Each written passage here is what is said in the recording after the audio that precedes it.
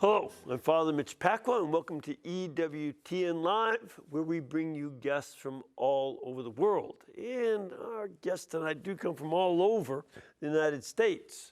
They're here to help us take a look at a number of spiritual and cultural issues that are affecting everyone these days. Now, these are the ladies from EWTN's own The Catholic View for Women.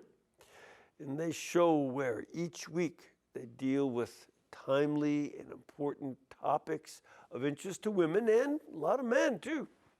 So they're introducing some new ladies to their dedicated audience, and we'll meet them tonight too. So please welcome from the Catholic View for Women, our good friends Janet Marana and Teresa Tamio, and we have one of the new ladies, Vanessa Denha. Garmo. Yeah, that's very good, Father. Very Got good. the Ladies. Italian little slang in there. Well, this is not so hard a name. Good to have you all with us. Thank Thank you you, for Father. having us. And of course, you live down in Florida, Florida now. but you're from New York. That's right. You rich live in New York, Michigan, but I'm from and Jersey. you're from Jersey, and you're living in Michigan. From Michigan. From Michigan. Yes. Bless your heart. Yes. I went to University of Dallas back when, excuse me, Detroit. University of Detroit. Oh, U of D. Yeah, Oh, yeah, very yeah, nice. So, and by the way, just so the audience knows, in the second segment of our show, we'll introduce another new addition for the Catholic View for Women, and that will be Mary Kaminsky, but we'll get to her later, so stay tuned for that. All right, so y'all are doing a series, right? Mm-hmm. Now, what are you talking about? Oh my goodness, Father, what aren't we talking about? Yeah, Right? I don't want to know that. I want to know what you are talking What we about. are talking about. Well, let's see. We taped 12 shows in 2.5 days. Pretty good.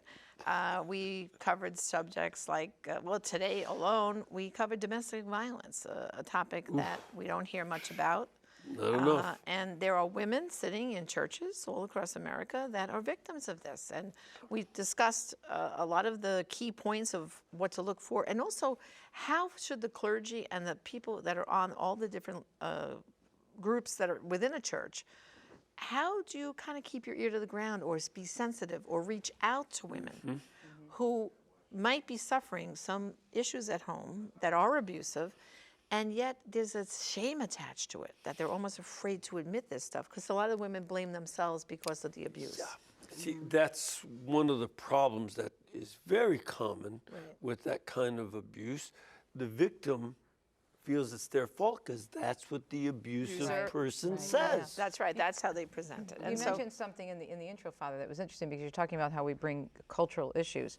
As Janet said, this is a big problem everywhere, but in the church as well. But we also talk in that segment that we did about how the culture in terms of how porn is now affecting domestic violence and all kinds of violence because of porn getting more and more hardcore and graphic, and they're seeing an increase in domestic violence and sexual violence against women because of pornography. Not an easy topic to talk about, but I work on my radio show on Catholic Connection on EWTN with so many folks who are in marriage ministry who are seeing more and more of this occur in marriages. So we try to talk about a lot of the issues that are not exactly, maybe comfortable, but we want to make sure that women and men, because we have a lot of different viewers, have the resources available and that they shouldn't be ashamed, as Janet mentioned.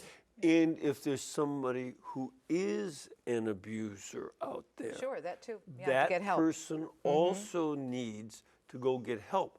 And I would say the majority of cases, the physical abuse does come from the man, but not always. No, yeah. Not always. Yes. Yeah, Not we're talking- always. yeah. Not always. And then another topic that we did was, of course, the And miscarriages. miscarriages. We did miscarriages. Yeah, Vanessa has shared Vanessa her testimony. herself had a personal Yeah. testimony about miscarriage.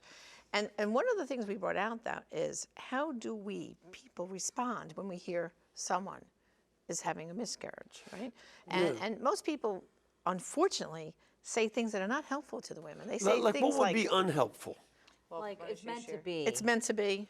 you know, or God had a plan. Oh, don't worry, try again. Try again. Nature You took know, its course. Nature took its course. Nature took its Yeah, course. There's a lot of Yeah, things that, lot and, you of know, and I know things. really people don't know what to say, and they're trying to be comforting, or some people, if you've never been through it, you disregard the fact that to that mom, that was her baby.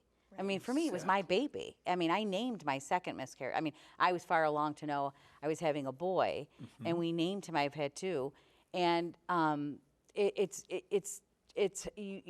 you go into kind of a depression, you know, Right. after you lose the baby. It would seem to me that, you know, the natural response would be to grieve Right. the Yes. loss of Right. the child. Which I did. But if other people are saying, well, you can try again, whoa, whoa, whoa, whoa. You know, yeah, a widow who loses a husband, well, you can try again.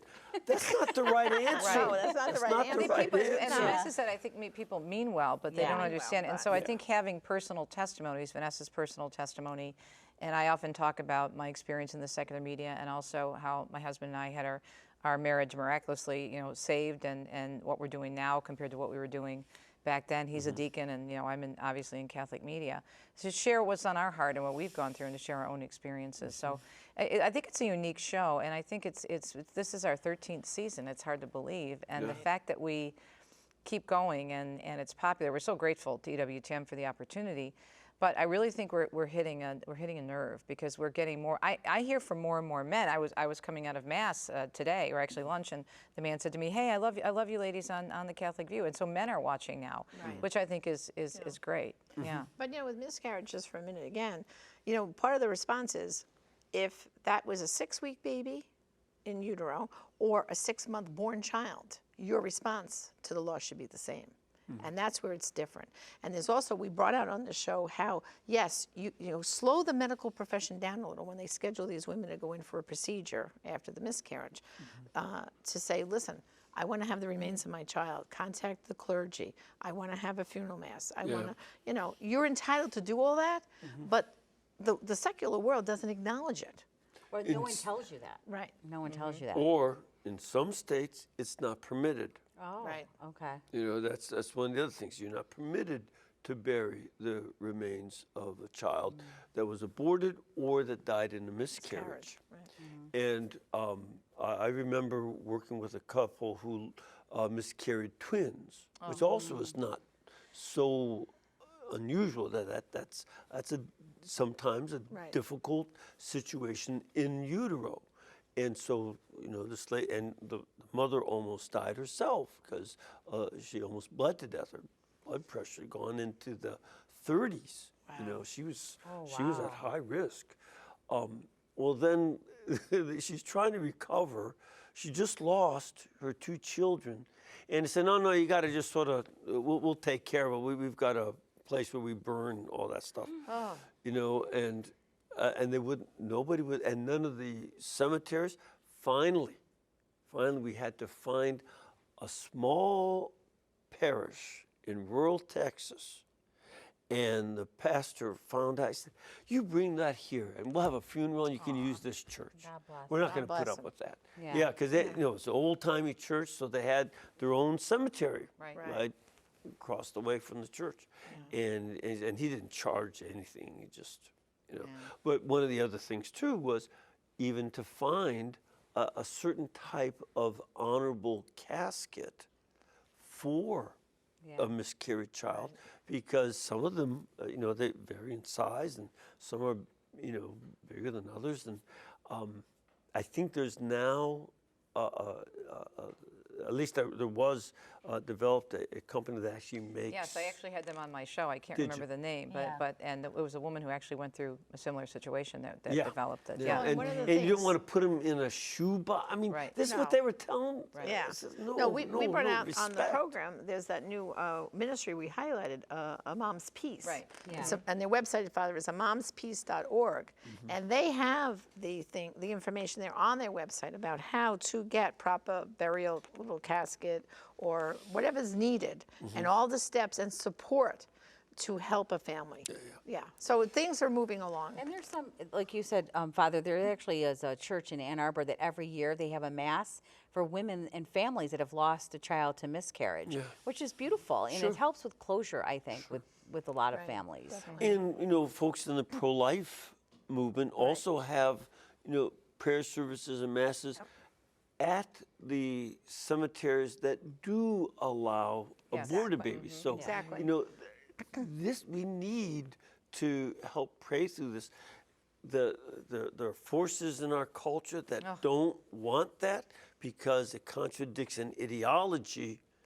But their ideology contradicts human experience. Yeah, and I think they don't want that because they don't want to be reminded of the truth. And it's really the Holy They're Spirit guilty deep down, of something bad, they know it, Yep. and they try to hide. Absolutely. So we covered that. We did miscarriage. We did the domestic violence. We also looked at in vitro fertilization and also egg harvesting, which is very, very dangerous for women and the fallout and the side effects of that. We talked about social media and teens and tweens. Let's see. Oh, we did my new book, Listening for God, from Sophia Press, which was fun. That's great. And all kinds of different topics. And Suicide? talked about suicide. Yeah, with Father Chris Ilar, whose grandmother had died from suicide. Well, this is something that has become much more common. You know, this year of COVID has seen a very serious uptick in suicide. And domestic violence. Yes. Yes, that's And right. pornography. And pornography, because all the time on the computers and Yeah. on the internet. And it's the isolation and all the mask, you know, I'm not saying I'm against masks or anything, I'm just saying, people aren't, natural things, Father, normally. People greet each other, they're shaking hands, they normally hug each other, kiss each other. You know, now you can't even see each other, you know? And that's a real problem. It's the human contact that's being diminished. And the fact that the masks are healthy or a Aid. part of the protection that you need to have does not deny these other factors. That's right. Both can be true. You are, needing to do these measures because this is a highly contagious disease, more contagious than flu and other diseases, and in certain groups, it's highly dangerous. That's right. You know, much more dangerous for some groups at risk than others. So you have to be careful. But that human contact, is still is missing. lost. And fake contact with things like pornography, et cetera, and then not being able to have a break from each other. Governments are trying to stuff you into your apartment and you can't go out. And there's fear. You know, people are living in fear all the time. What's going to happen? Can this kill me? What about my business? What about my job? What about my family? People are losing their jobs. So there's all this fear of unknown. And you know, what's the next thing the government's going to tell us that we can't do? And so I think that escalates all the problems that kind of we touched upon, kind of wove through every show in a little bit when you talk about what's happening in the world, that fear is such a huge component. And one of the things that we talk about, because Vanessa and I have been friends for a very long time, and we met when we were both street reporters in Detroit, and we both left the secular media and went into Catholic media and ministry. And so we tried to weave in on our shows about how the media are responsible for a lot of the fear and explain how it's a business. I mean, this is what they do in terms of, you know, if it bleeds, it leads. There was a news director in Miami who came up with that phrase for a reason, and we would talk about how the consultants would come in and say that, for me and for TV News, in that first 15 minutes of the show or the first bag, you always had to have a shocker of a story, something that's going to grab their attention. And these are consultants saying this must be done. And so it's all about marketing, and not that you don't want to get information out there, but you have to let people know that part of this is the business of media, trying to keep this sensationalism up, keep you NIMBY, not in my backyard, keep you glued to the TV to think, oh my goodness, what's going to happen next? And it's having a real effect on people, very serious effect. Partly because they are watching Too much of it. this Yes. too much. Right. I mean, the last election cycle had lots of tension, going on, and people were on edge and still are. We had a lot of violence last year on the streets with seeming lack of concern by some of the politicians who should have been helping the police when we're attacking them. And what it's also struck me as odd, I don't know if it strikes you, but precisely after blaming the police for all kinds of stuff and doing this broad brush of blaming police, then they want police to go into your home like on Thanksgiving. Yeah. Oh, yeah, and How many people do you have in here? Yeah. Yeah, how many people? You know, And the governor's encouraging it. The governor of Washington telling people to, if you see someone With if you extra with extra cars. cars in the driveway, call the police. Call the police. yeah. Or yeah. defund police and have social workers come when there's a domestic violence issue going on, Right. which we talked about on the show. It's ridiculous. Right. Where, the police certainly, I have contact with plenty of police. In fact, I always tell them we're in the same business, sinners. Yeah. I try to get the sinners before they do, but I'll take them when they're done.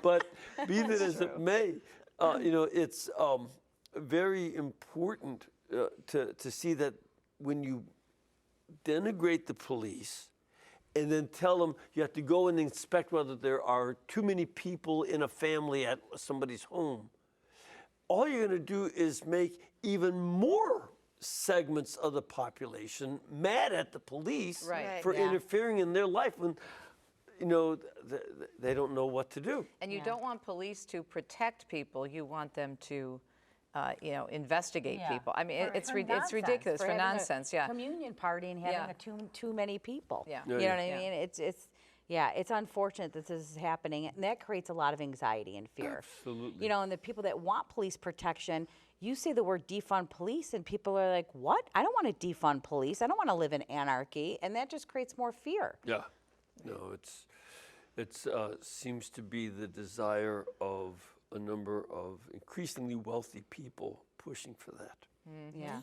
Yeah. Well, I'm a recovering news junkie. Me too. I Both used of to- us are. I mean, really, Yeah. you lived and breathed it. I grew Right. up in it. My dad was a news junkie. And I have to tell you, I've had to turn off a lot, and I can't go to the news sources anymore because my stress can't handle the stuff I'm Yeah, my reading. spiritual director told me recently Yeah. to lay, and I'm in the business of putting a talk show together every day, so I have to watch some of it. Vanessa also has a talk show on Ave Maria Radio, so we have to be informed, but at the Sure. same time, You need to take a you need to break. take a break. So we Yeah. cover all of these things and more on the Catholic View for Women. Yeah. Absolutely. Well, these are the kind of issues that we have to talk about, and and bring a Catholic perspective, because I'm very concerned at the way the secular forces are instigating antagonism, and it's an increasingly risky situation in our country.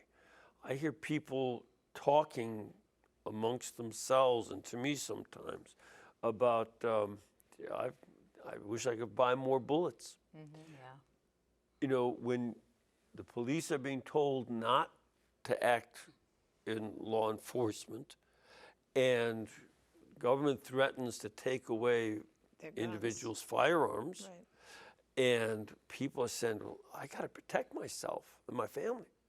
And that kind of talk hypes Hypens up fear. the Right, the tension. The tension, Right. absolutely. Yeah. And, one of our tasks is let's have not just calm down talk, but let's focus on Jesus Christ our Lord as the source of our peace, as the Prince of Peace, so that I can find a peace inside myself. If someone does have to protect their family, you don't do that from rage, because you're not going to hit your target. Right. You have to, you'll be shooting crazy. Right. You have to have yourself calm down, and that won't come just by saying, I got to calm myself down. You have to have a source of peace. And this is where our trust in Jesus our Lord has to be there to help us think carefully about what we're saying, what we're doing. It's a very Well, I think also too, Father, in the period of time, and that people were isolated because of the COVID, there were some good things that happened. More families took more time to pray together, because now they're all stuck at home, and so there was more prayer life. I know the EWTN, the Religious Catalog. Yeah, Michelle was Johnson shared that with us. was The religious te- off yeah. the charts in sales. off the for charts COVID, in which is sales. awesome. People buying rosaries, devotionals, going deeper into scripture, ordering Bibles. So there was an uptick in that. I know at Priests for Life, we have an online store, prolifeproducts.org, and we saw a big uptick too. People getting pro-life books to read and things. So, you know, there's always to talk about the fear and the negative stuff, but there were some positive things that here's- people turned to prayer more, I think. Here's something that I think we can also reflect on. The folks who have an openness to each other and to God are going to have the uptick in more prayer Right. and trying to enter more deeply into the love of Christ. But the other upticks in violence, pornography, and these other foolishnesses, these are going up among those who don't see that there's important connection with God. I have to respect the dignity of these other folks. If they're into themselves, Right. if they're self-oriented and self-centered and selfish, then it's inevitable that they will uptick the pornography Right. and other evils, and with no regard to how it affects anybody else. There's that element of our culture that is a pandemic of narcissism. Psychologists started talking Yes, about yes. a pandemic of narcissism Yeah. That's right. Yep. 15, 20 years Yep. ago. Because you got a ribbon for showing up to something. I mean, everything was patting the kid on the back, and I don't want to hurt his feelings, and I don't want him to be upset. And we have generations of kids who don't want to work, who can't be given criticism, constructive but polite, respectful criticism, because they can't handle it. No. And it all becomes about me. Well, we saw the whole me move. You know, there's, it's all about me in this world. Right. And not the other person. Well, we've also, too, had a couple of generations of no matter what you participate in, there's no sense of achievement anymore. No, it's a ribbon for E- showing up. Everyone it's a gets, ribbon. everyone gets Yeah. a trophy. Yeah. Everyone gets a ribbon. soccer trophy. Everyone and gets to a baseball Father's trophy. point, You know, Fear is natural. Okay, things are gonna scare us sometimes, right? But when you have faith, the fear is diffused by your faith. When you don't have faith, the fear becomes anger and rage, and you want to get back and you want to fight back because you're so scared of what's happening in the world. I think everything that we've experienced, and we've talked about this on radio show, and Janet, we've discussed this as well. Everything we're seeing now, you can really see, I think, what it's like a life with God and what it's like a life without God. And you pray for a lot of the people, you see them out there, and they're trying to reach this utopia here on earth. It doesn't exist. They don't realize, not that we have to live in horrible conditions. We always want to make things better for people and help the poor and do all the things we're called to do as Catholics. But this isn't the end. We know that.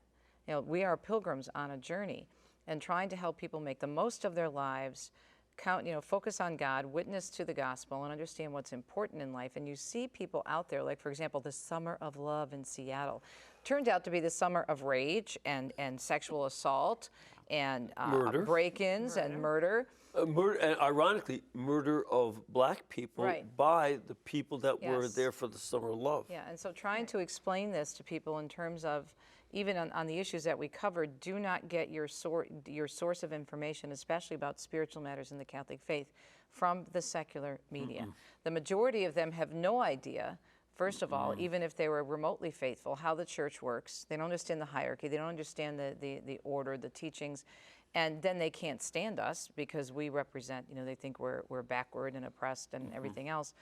And yet people are following that and tuning into the secular media, listening to all of this noise, and then their lives become very, turned upside down. So we try to bring a sense of calm and remind them of their roots, their Catholic roots, and all these great resources that are available in the church. Exactly. No, this is something that I think the turning away from the being news junkies was helped by the deception that most of the media presented about the politics during the election. Yes. Right. It was very deceptive.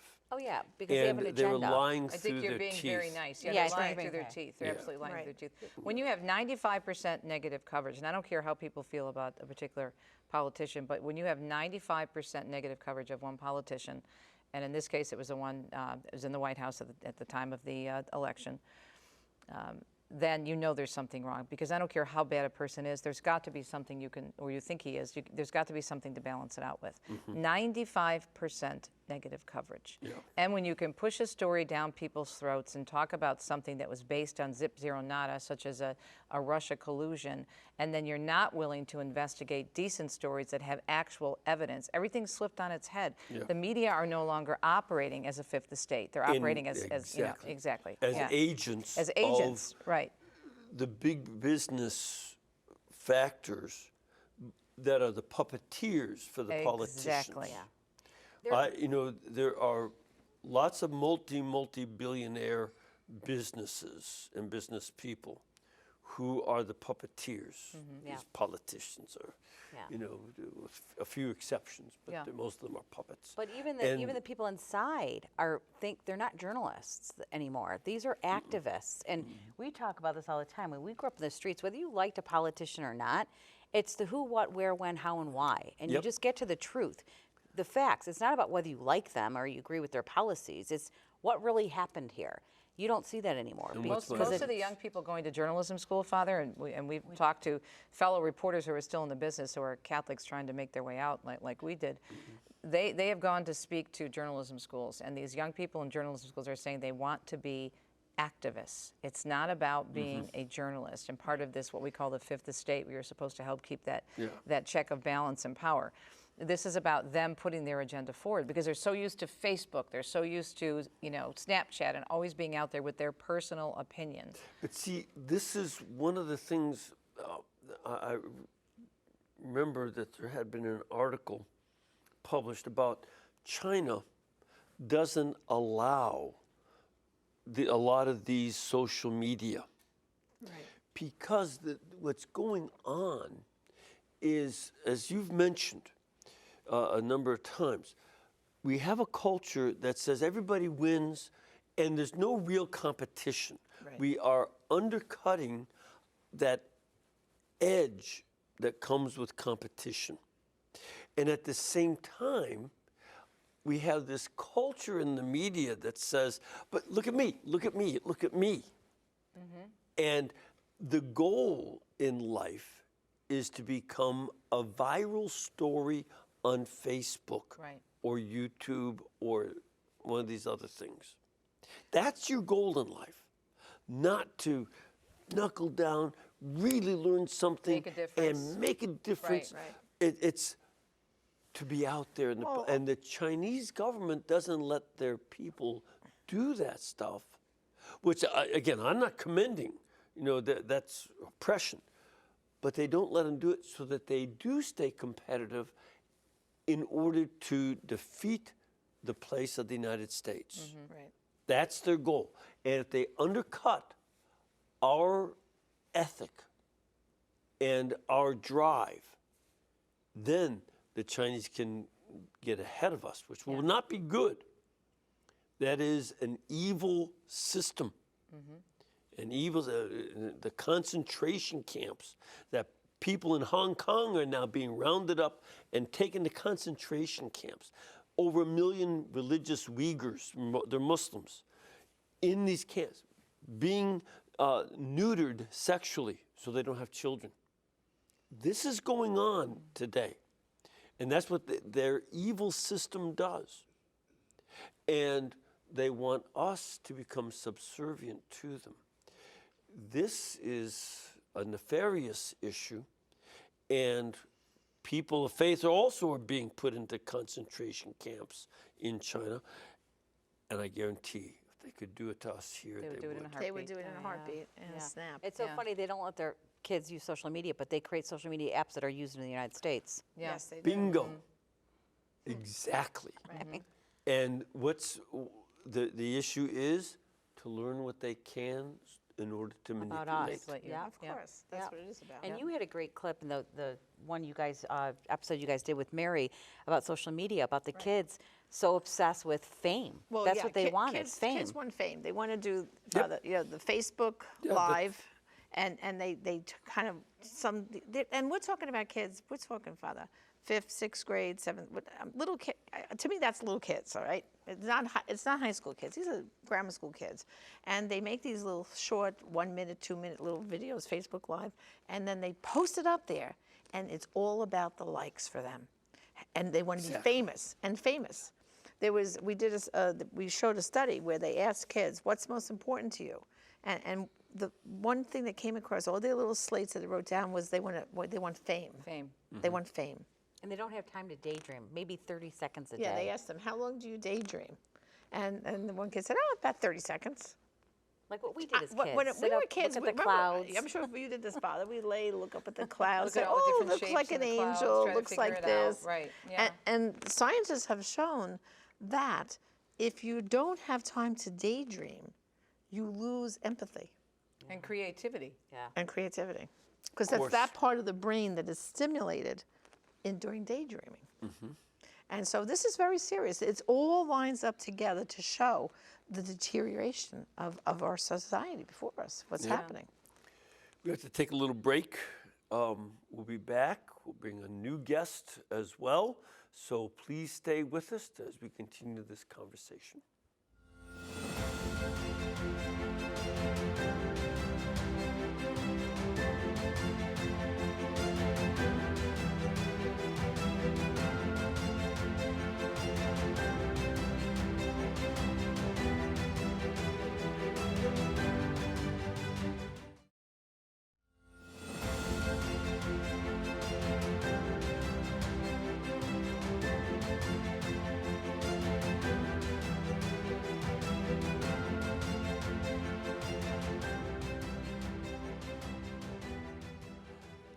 Welcome back. We have been talking with the ladies of the Catholic View for Women, Janet Marana, Teresa Tamio, and now we'd like to introduce a new member of their group. Please welcome Mary Kaminsky from the great state of New Jersey. Jersey girl. Yes, another one. Well, welcome. Welcome. Thank you so Good to much, have Father. you It's on great here, to Mary. be here. Yeah. What do you do in Jersey? Well, I work at You're not the hanging out at the shore. No, well, yes, I do that too. I love the Jersey Shore. I work at the Newman Catholic Center, Yeah. which is a Catholic center serving Montclair State University, the second largest university in the state of New Jersey. Okay. And I work there as part of the pastoral team. We have a chaplain, full-time chaplain, Father Jim Chern, and also 4 focused missionaries, Okay. Fellowship of Catholic University students, Yes. and we have campus ministers. And we're under the umbrella in the Archdiocese of Newark of campus ministry. We So serve what town is this in? Montclair. Montclair, it's Is about, that near anything? it's, yes it is. It's about 20 minutes outside of New York City. Okay. So it's way up there in the north. Yes, North Jersey, correct. Good. Okay, good. And how did you get involved with being in this group? Well, I've known Janet for the past 20 years through the pro-life movement, actually. I'm a member of Silent No More, and we actually used to do Rachel's Vineyard retreats together in Staten Island, New York. We started a retreat site there. And then I became involved, and I met Teresa coming down to the March for Life every year and testifying in front of the Supreme Court, as well as sharing, helping other women, mentoring them. And actually, she's not a stranger to EWTN. Mary was on a number of years ago, A Life on the Rock, when we did a segment about Silent No More. Okay. And Mary, having had an abortion, holding her our regrets on, giving her testimony in Washington. So we were on together on Life on the Rock. So, Right. so this is a return trip to the network for her. Good. Well, welcome. Thank you. Good to have you here. And we'll start off with you, actually, in terms of the topic. What have you found as the topics in this series that you're doing that most struck you? Well, I'm looking at my experience with college students, and one of the most important topics was the gender dysphoria. We're finding, yes, especially in a state university where it doesn't matter if you are a man or a woman, okay? What matters is you choose your own identity, and you must be respected using the correct pronouns. And of course, it's very difficult if you're in a Catholic center. How do we mentor our students and teach them theology of the body and how God created man and woman? And what are our gifts as women? That's what I've tried to spend the last 13 years I've been there, to encourage the girls that I work with. You know, should you be proud to be a woman, okay? And there's so much history within the church, especially, the late St. Pope John Paul II in his letter to women, and also the dignity that we have and the gifts that we have. So those areas in the gender dysphoria and now the transgenderism issue have been important, as well as the egg donation, like Janet mentioned before. Right. That's a big thing. There's ads in our student newspapers to donate your eggs for anywhere from $8,000 to $10,000 Per round. per round. Per round. What do you mean, what's entailed in a You round? could donate more than once. So every Right. time you donate your eggs, It's your eggs are between harvested. You're getting about 10 grand. So you could have, and I'm sure Mary knows, you probably have students. You could do this once a semester. Right. And take in $8,000 to $10,000. And so, what Mary and we did on the show, we showed the damage, the drugs they give the women to hyperovulate in order to do the collection of these eggs are dangerous to women and cause all kinds of complications. And we even had cases of young girls who did the procedure and then had all kinds of complications. One even had to have a tube removed, her ovaries removed. So years later now, when she wants to have children, well, that's been taken away from her. They've lost their infertility. They're becoming They lost their fertility. I'm saying they've lost their fertility. And they prey on the money part for the kids. Exactly. The other thing, I saw the same thing applied to boys, that would go to a sperm bank. Right. And here's the question I posed to them. They'd be 20 years old or so, college kid. And I said, no, all right, picture yourself when you're 35, 40. There's a knock at the front door while you're sitting at dinner, and some kid shows up saying, hi, I found out that you are my dad. Exactly. Right. And how do you start explaining that to your spouse and your children? And then the other question, and this would be, I don't know what kind of records they keep and what kind of information rights any children conceived in this way would have. But do they then know that they're not dating a sibling? That's Or an a issue that we half-sibling? discussed on the Issue we program. brought in the program. Dr. Jennifer Roback-Morris from the Ruth Institute, we had a clip from her talking about the fact that she knew a young man who moved out of his hometown because he was having a very strange experience of seeing so many people in the That town looked that like looked him. just like him. Look like him. And this is happening over and over and over again. And see, this is a problem that they don't seem to deal with well No, in they the don't address it. process. No. And there's no way to know, because it's not only knowing that you're not marrying a half sibling, but also knowing what are the genetic proclivities of both parents in regard to diabetes, cancer, Health a records. wide variety of other things. You don't have ready access to all that. And these are problems in addition to the moral questions Right. that are involved in this. And I don't think that the folks pushing for this stuff and making a lot of money at it. Yes. We cannot, if they're paying some girl $10,000, $10,000. They have a lot of money to throw then around. Right. you know she's getting chicken feed. Right. There's a Compared to- lot of money being Father, made by somebody else. If you talk to anyone who's done IVF, they'll tell you it's costing them up to $20,000 per attempt, all the expenses that are involved. And the other thing that happens with the donor thing is that, let's say this young college girl is going to donate her eggs, right? They take a whole profile on her. They do a background of her medical history, what's her IQ, her, like a whole profile, her picture, everything. And see, then when the couple comes in and they want to, you know, get pick a donor, you know, that they actually shop. So this is like children made designer made to baby. order. They're Yeah. designer babies. So they're picking out the mom and the dad. They're looking, and there was one case where the mother, the one who wanted to do this, she said, okay, let's just look. Oh, look at that girl. She looks like a lot like me. I want her eggs because this way the baby will look a lot like me. Yeah. This is what we come down to. This is crazy. Yeah. You know?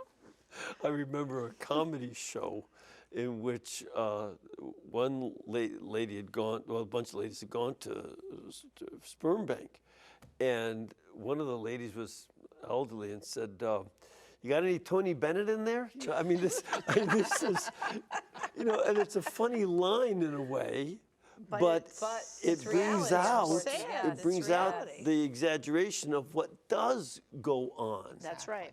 And And what then they there's the other expect. complication, Father, that, okay, let's say a couple does in vitro, all right?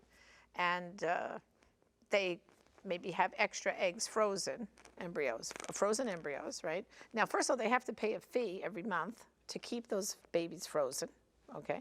And then when there's a divorce, there's a big issue there. Custody. Custody battle. Exactly. Custody battle over the Right. embryos, all right? And then in some cases, some people want to stop paying, okay, altogether. And they'll say, well, just discard them. And then that's when those embryos then get used over for research because they're going to stop paying. So then they get sold over to another company that does research, a pharmacy company. And then there's the other complication. Okay, so you do in vitro fertilization, and it's too successful. She's pregnant now with several babies. So what's the very first thing the doctor says? You have to abort some. Well, they don't use the word abort, Father, now. They use the word selective reduction. And how do we decide who we're getting rid of? Oh, well, then the doctor tells the parents, they wait till about the second trimester, and they say, well, you have, let's say there's 4 babies. Oh, let's see, we have 2 boys and 2 girls. And, oh, well, here's where they're positioned. And they're showing them on a sonogram now. They're watching, okay? And they say, well, you know, the boys are all the way up here in the uterus, but the girls are over here. So if you only want 2 babies, we probably could reduce the girls. Or the couple will pick, okay, based on the So information. picking which you're- babies they're going to kill. or which babies are going to be allowed to be born. And there was another case, I wrote about this in my book, Recall Abortion, and it was tragic. It happened up in New York. This was a couple that did the IVF, and she conceived twins. And she was so upset. I only want 1 baby. I don't want 2. And she told the doctor, okay, let's reduce this pregnancy by 1. Her husband was begging her and begging her, no, we can't do this. Look at what we went through to conceive these children. Please don't. And she said to her husband, either we abort 1, you know, get rid of 1, or I'll abort the entire pregnancy. So this father had no rights, and he was faced with save 1 or save none. See, this is taking Sophie's Choice. Yes. If you ever saw that movie. Oh, yeah, powerful movie. Yeah. Powerful movie Yeah. where she had to choose, Between does her she son let and daughter, the yeah. Nazis kill her son or her daughter? Right. You know, that was her. And this kind of, the importance of a movie like that is now, instead of Nazi soldiers forcing you to choose. It's doctors. It's doctors and nurses forcing you to choose. And so what we try to do in these episodes is we try to say, okay, here's what the church teaches. So we put the teachings out there on the life issues. And why does the church say that IVF is not something that we can do as Catholics? Because people always accuse us, I'm sure you've heard this a million times as a priest, well, you're supposed to be so pro-life, and if a family wants a baby so badly, how can you deny them, this opportunity to possibly conceive? And so we always try to tell people to connect the dots and to pull out and look at the big picture. Why does the church teach what she teaches? We just went over just a few of the problems associated with egg harvesting and IVF. There's a whole host of other things, and we're seeing this more and more in the news. There have been a number of major lawsuits coming out of these fertility clinics because it's like the wild, wild west. The wrong embryos that were chosen, and they find out that it's not even their baby; it's the baby of the it's just crazy what's happening. Multiple lawsuits in multiple places, and then people sit there and accuse the church of being unfeeling or oppressive. And we try to get people to understand that God is love, and when He gives us these things and these teachings, it's for our benefit and the benefit of society. It's not just to restrict us. And the benefit of the children, Of the children, involved. right, yes. I don't know if you know Dr. Robin Pierucci. That name She's in sounds familiar. Kalamazoo, and she's a neonatologist, and she and her colleagues deal with newborn children's problems. Organs are born outside the skin and things like that. And it was only after a number of years of practice that she and her colleagues discovered that most of the problems were associated with those who were in vitro fertilization. Right. And that there was, and so they did a documentary. She'd be another Great great source maybe to person, interview for great the Catholic resource View. to have Yeah. on, because she knows this inside out. And for her, it's about the children. And in one of the interviews she did with a couple, they said, had I known what I was going to put my baby through, I wouldn't have done this. I would have adopted. Right.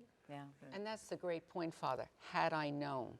Yeah. That is the purpose, of this show, really to inform women and men and everybody. Exactly. What are the risks? What is the truth?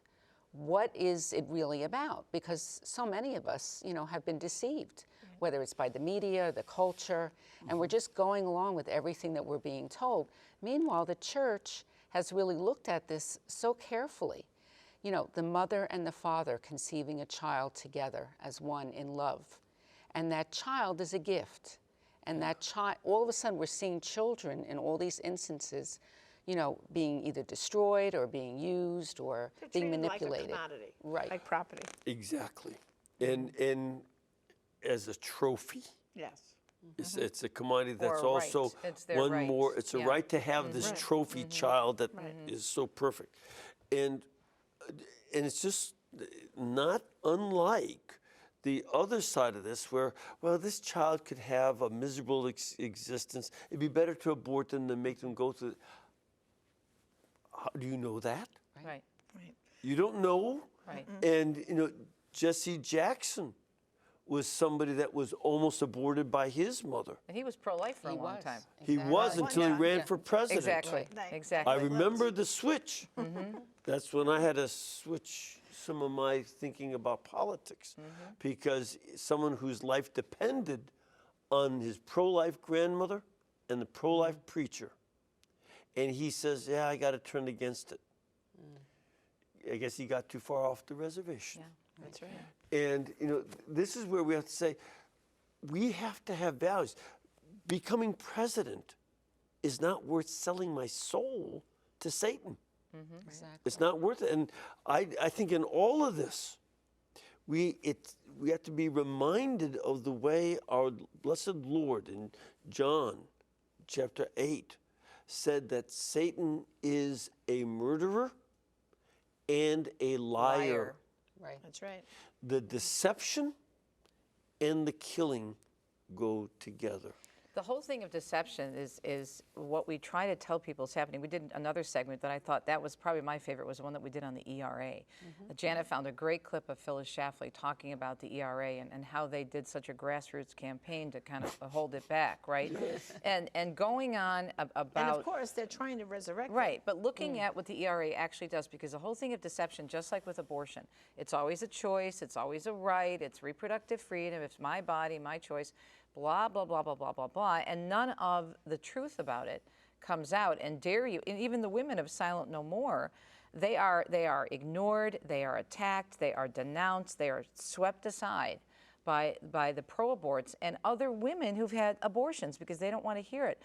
But this whole idea of deception, we're trying to break through that with the truth, because the other media, and it's gotten to the point now where it's, you know, it breaks my heart for someone who spent so many years in the secular media. But thank God we have this opportunity on EWTN to bring these stories to women, because we hear from women all the time, and men, but a lot of women who say, if only I had known, right? Right. If only I had known. It's very common. No one told me. And then, No of one course, told me. another show we did was raising children with special needs. And we had a beautiful clip from a mom who has a Down syndrome baby. He was on the show. Oh, cool. He was on, and one of his siblings.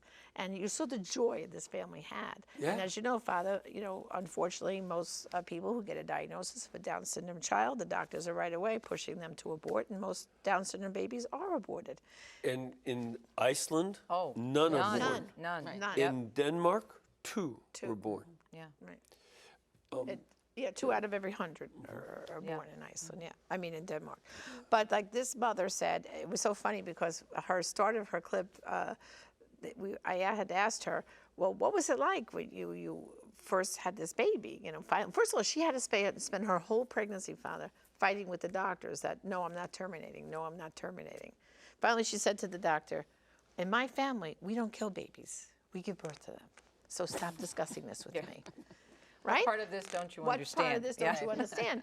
You know, and then when the baby was born and she first was going out with people, she said, you know what? I was starting to meet other people and they were smiling at my child. And one mother called her up and said to her, welcome to the club. You know, another mother of a Down syndrome baby. Yeah. And she said, this little kid, I mean, he is so adorable. Yeah. And the way his other siblings, his older siblings, care for him and help with his care. They came, I actually interviewed them at our Priest for Life headquarters in Florida at our studio there. And it was just so beautiful to watch the interaction of this whole family. And I know quite a few people over the years I have met and stories I've been told. I have never heard a negative story about a family who said that this Down syndrome child was a burden. I've never heard them say that word. It's always been a joy. Always loving. Yeah. Amy Coney Barrett, she said that her son, who has Down syndrome, she said he's the favorite of the family, and he's the most spoiled. He's the most spoiled. Yeah. Oh, by the way, I just wanted to mention something. I was living in Chicago when the ERA failed. Oh. Do you know why it failed in Illinois? Why? They tried to bribe the state senators to vote in favor of it. And they were giving them $5,000 bribes. Wow. And everybody in Illinois knows you never give that much to a state senator. $500. That's it. And so these guys are on the tape. And so the state senator figured, oh, this has got to be a sting. So I'll turn him in. And that way I won't get stung for any of the other stuff he may or may not have done. Wow. And so that's what happened too. But there's no fraud in politics, Father. What are you talking about? No fraud at all. No. Yeah, voter fraud. From Illinois, I would never expect that. Yeah. Well, look, it sounds like you had a very exciting series of conversations. Yes, we did. Yeah, really exciting. Very lively. With all of you, all four of you. And were all four of you on the set at the same time? No. Just similar to what we do here. Okay. Right. Yeah. Then switch off. Yeah. So we did 6 shows with Vanessa and 6 with Mary. Well, I just want to let people know you can go to the CatholicViewForWomen.com and find out more about this, the CatholicViewForWomen.com, and you'll be able to see some of that, and we'll be having these on EWTN. Thank you all. Father. Thank Thank you, you, Nissa. Thank Father. all of you for being with us. And may our Lord bless you and keep you and cause his face to shine upon you, the Father, the Son, and the Holy Spirit. Amen. And we can present this series, Catholic View for Women, as well as this program and all our other shows, only because this network is brought to you by you. We ask you to please keep us in between your gas bill, your electric bill, and your cable bill, and we will be able to pay all our bills too. Thank you, and God bless you.